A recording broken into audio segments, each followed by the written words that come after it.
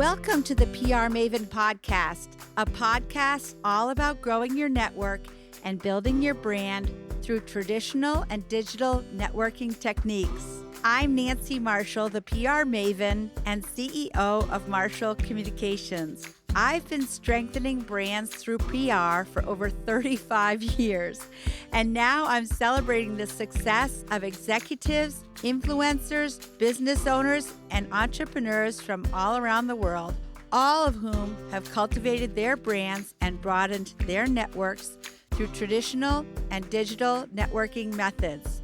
Each week, I interview one of these interesting and influential individuals and provide an opportunity for you, the PR Maven Nation, to gain insights from their strategies and stories. So stay tuned for this week's episode, and thanks for listening.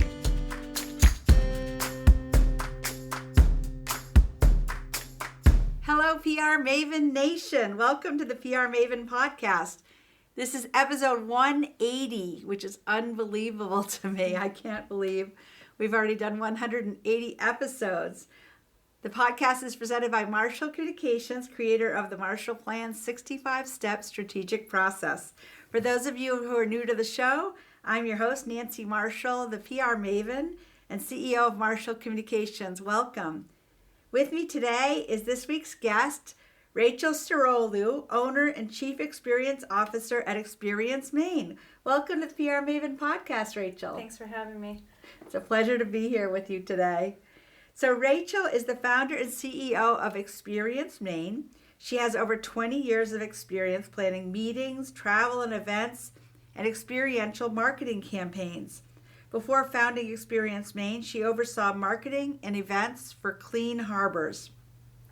Prior to this, she worked in various marketing and event planning roles, including marketing manager at WEX, director of sales and marketing at 33 Management Group, promotions manager for Time Warner, and marketing and events coordinator for Vreeland Marketing and Design.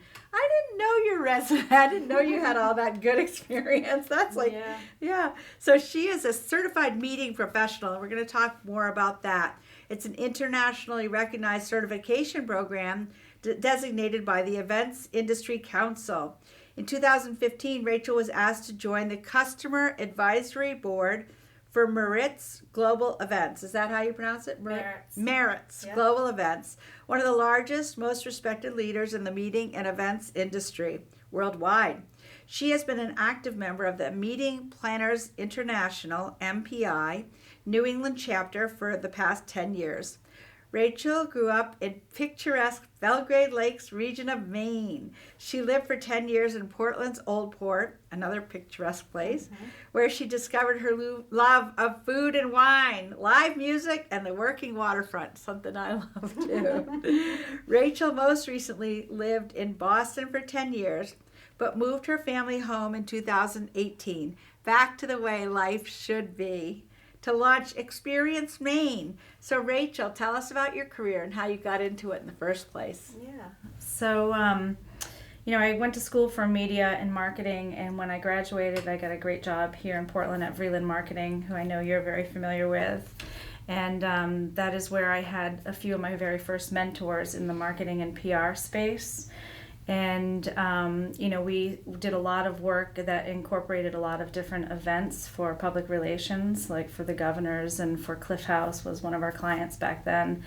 And I just love the event side of the business, of the marketing and experiential marketing and PR piece.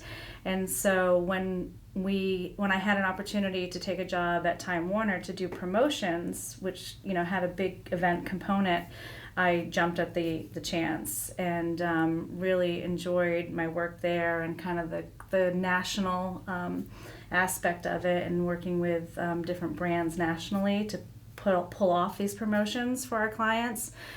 So when I moved to Boston, I knew I wanted to stay in that event space. So I worked for a company called 33 Management Group that owned a bunch of restaurants in Boston, and I was the director of sales and marketing, and so I managed all the marketing for their 3 restaurants and then all of the events that were planned at all the restaurants. And so when he packed up and moved and closed the restaurants, I went into the corporate world of events and marketing. And I was, lucky enough that I had a great boss, and he really nurtured my love for the planning of the events and the experiential marketing campaigns. And so he just helped, kind of guide me through that in the process of being there for 8 years, which also included, they supported and paid for me to get my certification, which, is definitely a long process. It's a lot of studying, a lot of continuing education credits. We had study groups, the whole thing. That's as a certified meeting planner. Certified meeting professional. Professional. Yeah. So it's a pretty long process, and every 5 years you have to continue those education credits. So my time at in corporate and having that experience was very helpful into how I got to where I am now and wanting to own my own travel and events business. Yeah. Well, your business is complex because you have Experience Maine, which is travel planning, but then you recently opened the Makers Galley on Commercial Street in Portland. Tell us about that. Yeah, so the Makers Galley was kind of a offshoot of Experience Maine, and COVID made us all think about our businesses and how we approach things and how customers look at things. And so I just wanted to kind of have an extension of Experience Maine that was just not the travel and events, but also a brick and mortar space where you can come in and experience Maine in 4 walls. So the idea was we had, and plus I love supporting Maine, so you can go and experience Maine through the resources and the services that we offer with the travel planning, but in this store you can now experience Maine, including like the makers and the artists and all the authors and illustrators that write books that are from Maine. And then the cool part that I think is just amazing is this open chef's kitchen. And so the chef's kitchen allows us to showcase Maine purveyors, Maine fisheries, Maine farmers in the food that we make through cooking classes, through guest chefs, through guest, farmers coming in talking about what they do. So it's a little bit of everything. I call it an experiential Maine marketplace.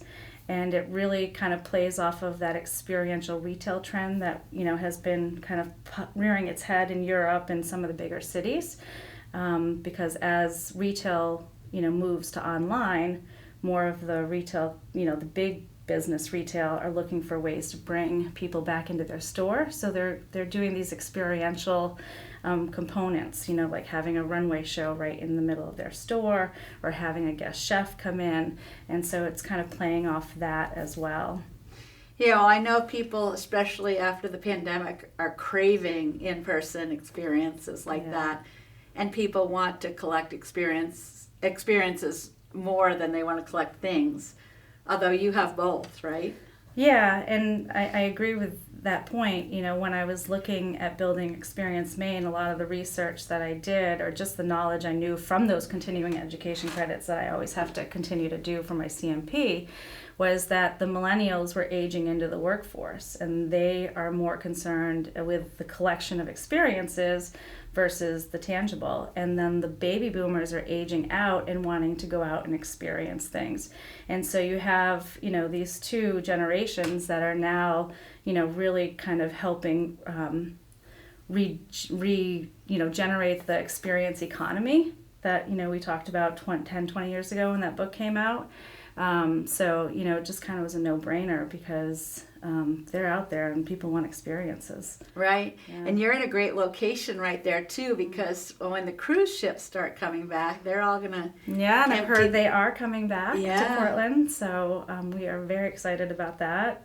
Somebody came to my launch party and said, thank you for having this space here as such a fantastic representation of Maine, because it's the first thing a lot of these people will see when they come off the boat that represents Maine, and the last thing that they'll see before they get back on. So that was kind of humbling for them to say that. So yeah, I can totally see how they'll come in on the way into town, and then they'll see something and they'll be like, oh yeah, I'm going to swing by there before we set sail. Not to mention the 11-foot moose on our back wall. Right. That's awesome. Yeah. And I remember your your grand opening party, which thank you for inviting me. And Absolutely. there was the Shuckers, Lady Shuckers were there, which was a big hit for me. Yeah. Raw oysters. Anytime we can bring in other, entrepreneurs or small businesses that are looking, for a place to kind of showcase what they're doing and how they're growing, that's really what the Makers Galley is all about, is being a community, kind of event space that we just kind of all can, showcase our services and our business. Yeah, well, it's a real gift to the state of Maine, so I'm glad that you set up right there. And thank you. Close to where I live, which I like too. Yeah, we love seeing you. So how are you using public relations to promote your business? Oh, so like I mentioned, one of my early mentors was at Vreeland, and she was in public relations, Susan Tompkins, who many might know of, and she's been in the world for a long time, and she is just, she helped me understand the value and the power of public relations. And so I think having such a diverse background all these years has, kind of reinforced that.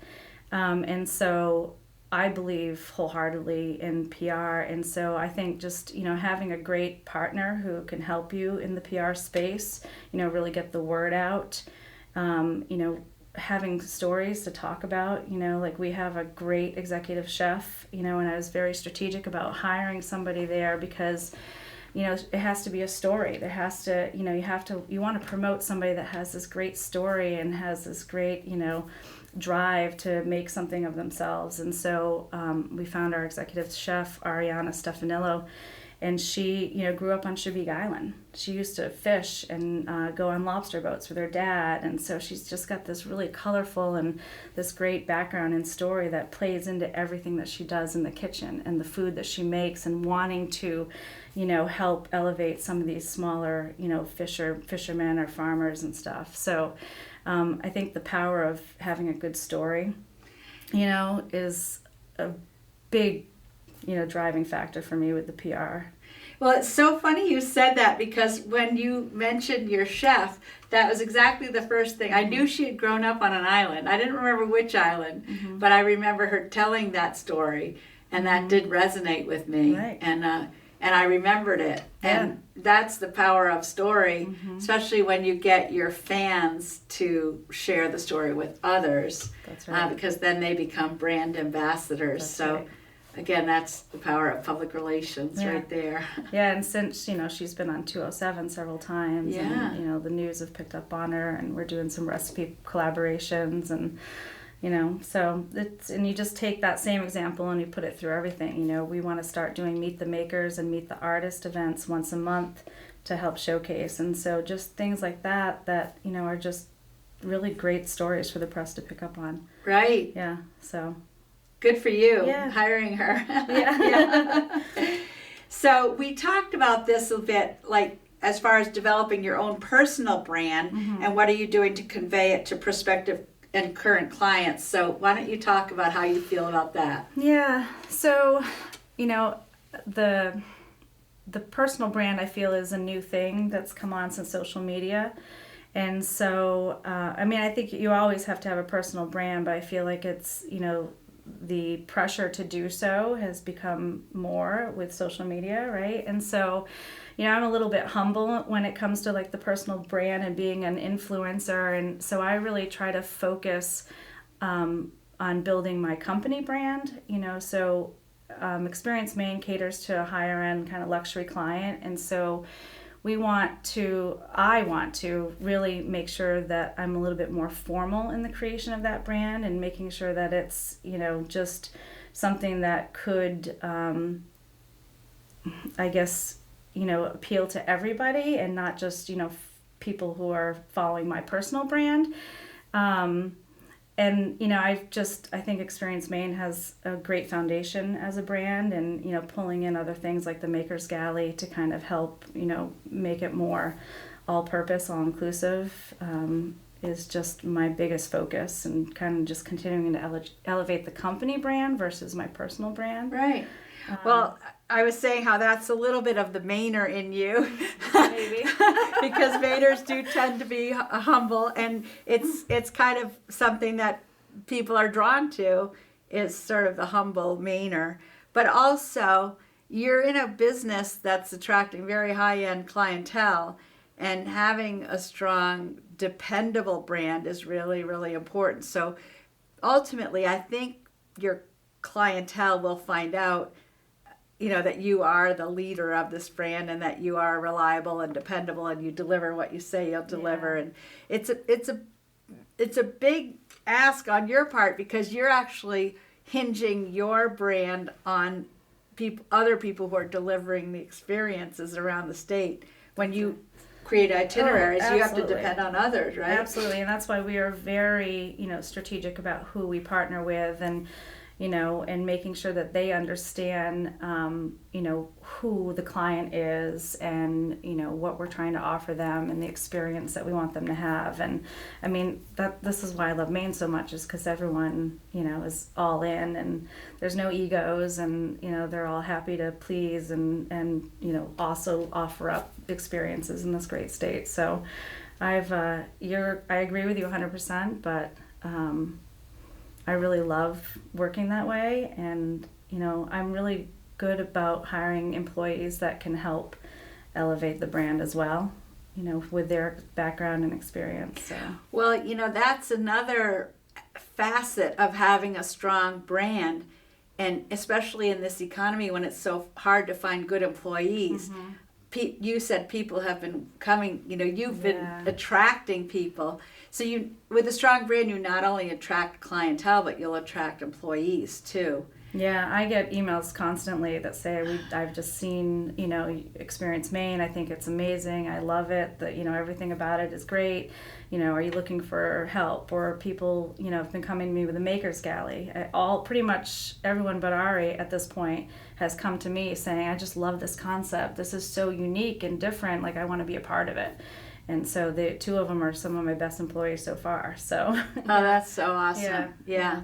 Well, I always say a strong brand will attract the right people, and it actually repels the people you don't want. Oh, good. So it's really interesting. Yeah. I mean, if you think of a brand like, say, Walmart, for example, mm-hmm. obviously there's thousands and thousands or millions and millions of people who love Walmart, but I personally would rather go to a smaller local mm-hmm. shop, sure. Than Walmart. So that's an example. Or McDonald's even. Mm-hmm. There's a lot of people that, billions and billions served. Right. But there's a lot of people that would rather come and eat at your place than go to McDonald's. So that's kind of the magnetism and the repulsion of a strong brand. Sure. Yeah.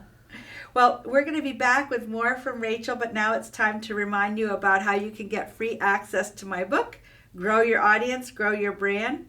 You can go to prmaven.com/giveaway and download a free copy today.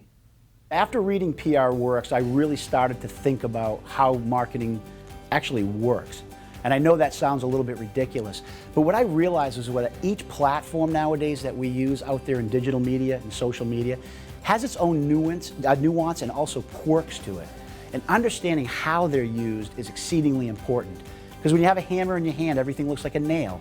And you can't approach it that way in marketing. And that's where I think Nancy's brilliance really shined in PR Works. I think Grow Your Audience, Grow Your Brand is really sort of the manifesto of understanding that there's many different levels to marketing. It's on your personal side of your brand, how actually you express yourself through business, but also what people hear you saying and what they see out there in the public eye as well. So I think what's really important there, that's really the blueprint of how you go about using these new social media platforms, but also to express who you are as a human being. Because people want to see you authentically and genuinely working with not only what you do, but also with the customers. And Nancy, on a personal level, I think that's who she is. She embodies that approach.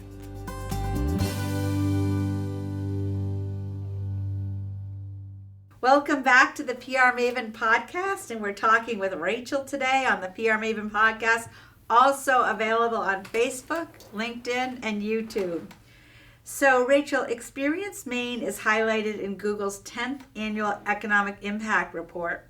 How should small businesses and startups use the many digital resources available to scale and grow their business? Yeah. So that was a shocker for me when they approached me. That's huge. Yeah, I didn't put in for anything. They just came to me and had seen my business and did some research on it. And this was during the year of the pandemic, so they were also very intrigued on how I, pivot and did the Experience Maine Made website and created these big, beautiful gift boxes and was able to bring Maine, to people who couldn't travel there.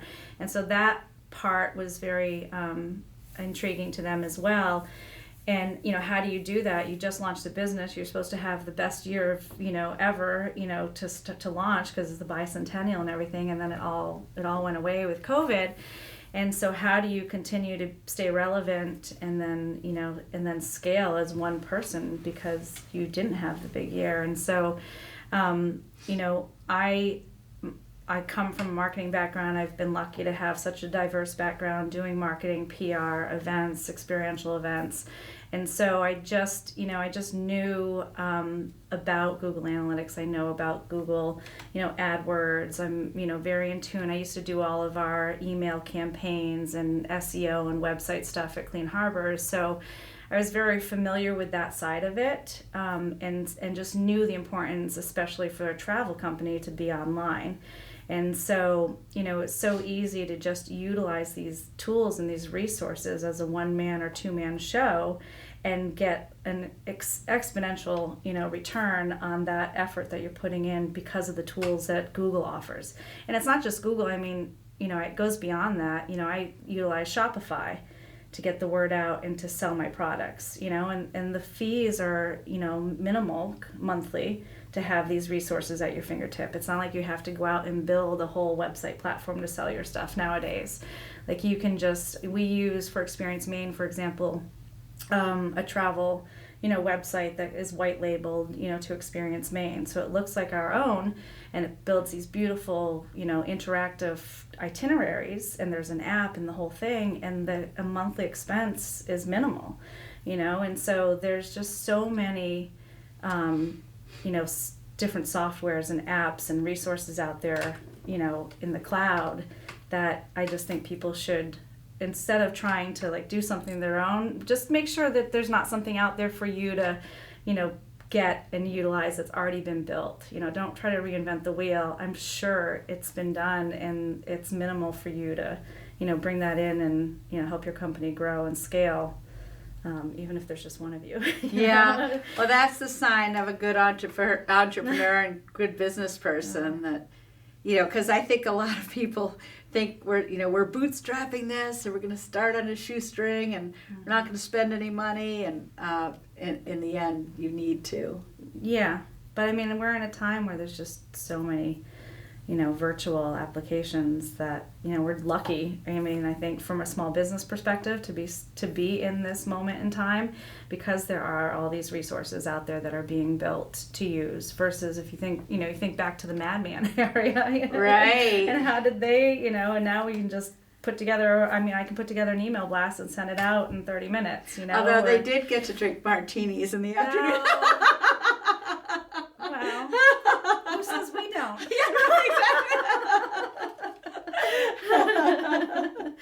Yeah. What is a book, an app, or a website that has impacted your career both personally and professionally, and how? So I've given this some thought, and I've launched 2 businesses and have a 5-year-old at home. So I haven't read a book in a very long time. Other than probably Make Way for Ducklings. Yeah. A lot of Mr. McGee. Yeah, right. Chris Van Dusen, main author. But yeah, so I think back on, if you think about something that's inspired me or impacted where I'm at now, I would say along those lines, it would be my CMP and, going after that and, certified meaning professional. Yeah. Right. So, after working with Merritt's Global Events and becoming a member at MPI and realizing that this was a thing, I was like, I knew I wanted to go after it. But it's a lot of continuing education hours. 100 or something initially. The books are this thick, so you are reading. You're studying like you haven't studied in a long time.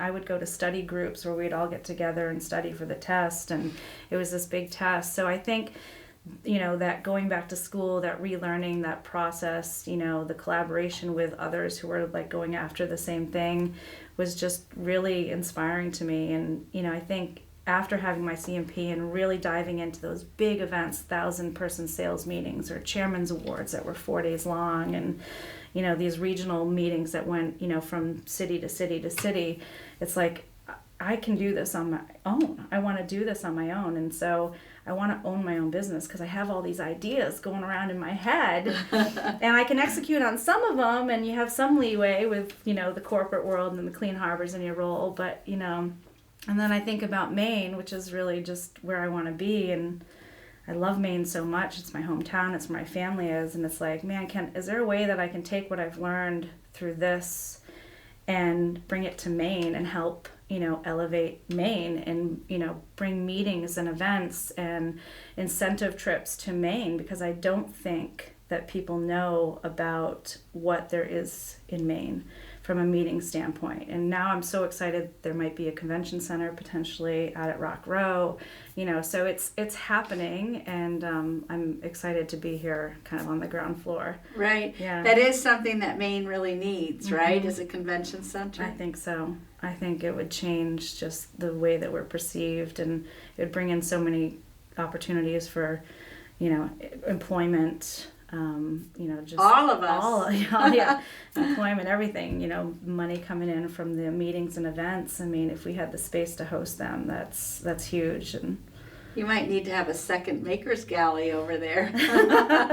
Maybe. Yeah. Let's keep that in mind. Yeah. Well, I have to say I love the way you think, because I have the same syndrome with your mind is always It's a blessing and a curse. Exactly. Right? I know when I had a full-time job and worked for a company, I used to drive the management crazy because I always would come in to work with ideas, and finally they're like, Nancy, we think you should have your own business so you can implement some of these ideas. So I'm like, okay.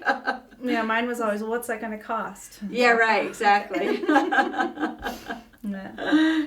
So how can people get in touch with you, and where is the Maker's Galley located if they want to come visit you? Yeah, so, obviously you can visit either of the websites, experiencemaine.com or themakersgalley.com. You can always email me at Rachel, Rachel, at experiencemaine.com. And then the Maker's Galley is located at 5 Commercial Street in the Old Port, right on the corner of India, across from where the cruise ships come in, as you mentioned. Right. And, so we're excited about the redevelopment and kind of re-enhancement of that whole area of Portland, and happy to be a part of that hub now. Right. Yeah. I moved into that neighborhood in 2017, and it was just the beginning of a huge transformation. And I heard they just yesterday agreed to build on the park that's going to go in right along Commercial Street on the water there. So we are very excited to be where we are. Nice. Yeah. That's awesome. Yeah. Well, Rachel, this has been really great. And I should mention, too, that back when I did the PR for Sugarloaf, I used to work with your mother. Mm-hmm. Do you want to mention something about your mom and what she used to do? Oh, man. So my mom worked for the Kennebec Journal for almost 20 years as a journalist there, as a reporter. And she was pretty proud and pretty happy. She's like, you're going to interview with Nancy Marshall? And I think you guys met both very early in both of your careers. Yes. I remember as a kid, your name, and when I was going into media studies, remembering talking to you about what could my future bring, Yeah, that would have been a long time ago. That would have been a long time ago. Well, Rachel, this has been really great, and thank you for joining us on the PR Maven podcast. And feel free to email me at nancy@prmaven.com if you have questions or comments. And we hope you have a great day, PR Maven Nation.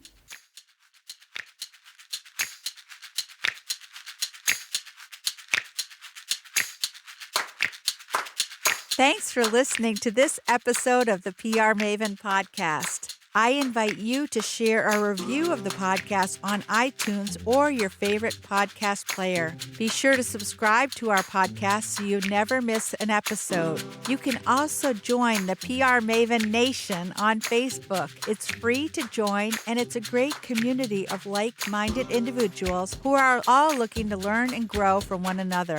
If you use an Alexa device, use your Alexa app to search the Skills and Games section to find and enable the PR Maven Podcast Flash Briefing. This will give you access to exclusive content and more PR and marketing advice. Thanks again for listening, and have a great rest of your week, PR Maven Nation.